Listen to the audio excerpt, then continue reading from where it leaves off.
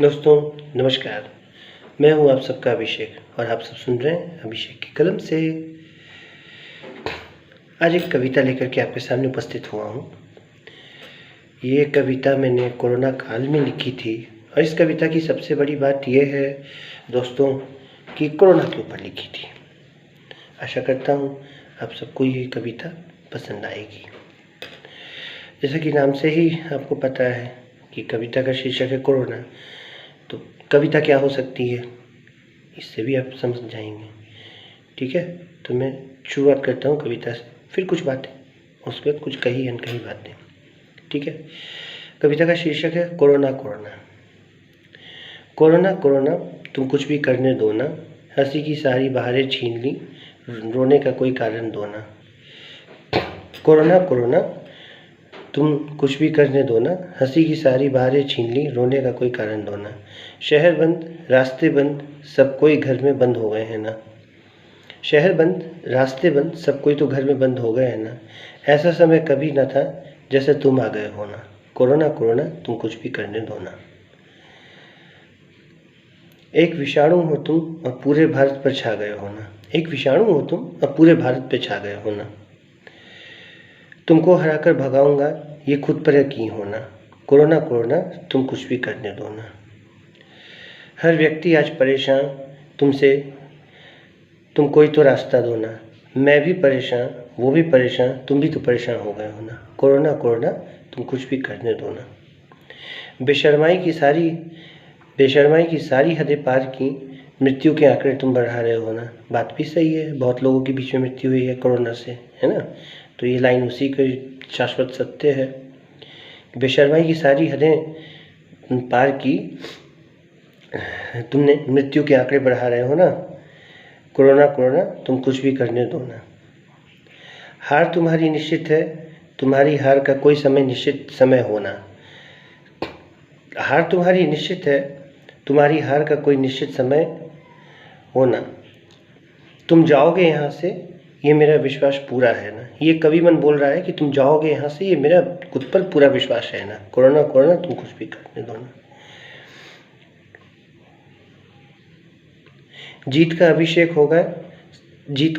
होगा, समय तुम्हारे जैसा कभी होना। कोरोना कोरोना तुम कुछ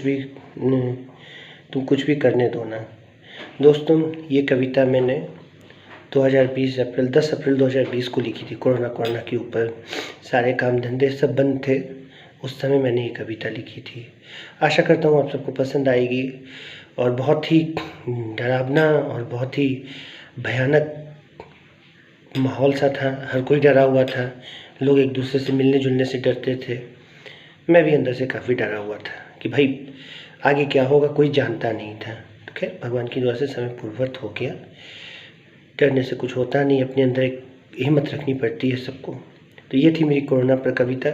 दोस्तों मुझे लाइक्स बहुत मिल रहे हैं, मुझे व्यूज़ बहुत मिल रहे हैं, लेकिन मुझे कमेंट्स नहीं मिल रहे हैं। लोग मेरी कविताओं को, मेरे पोस्ट को देखते हैं और देख करके छोड़ देते हैं, इवन लाइक भी नहीं करते हैं, ना कमेंट्स करते, सिर्फ ओनली व्यूज़ दिखाता है मुझे।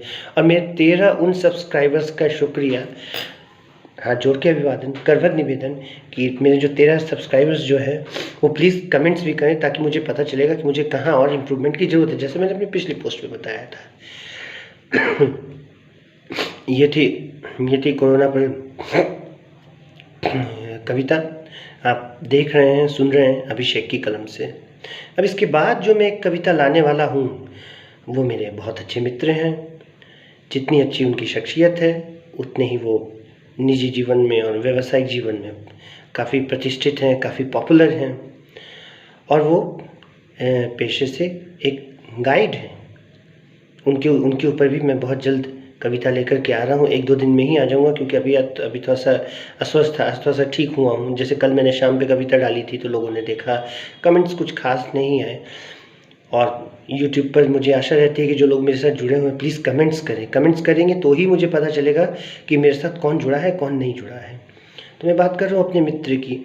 देश विदेश से जितने भी पर्यटक आते हैं उन सब के साथ वो घूमने जाते हैं। जितनी अच्छी वो शख्सियत हैं उतनी ही प्यारी उनकी आवाज़ है, उतना ही प्यारा उनका अपने आप को अभिव्यक्त करने का उनका अंदाज है।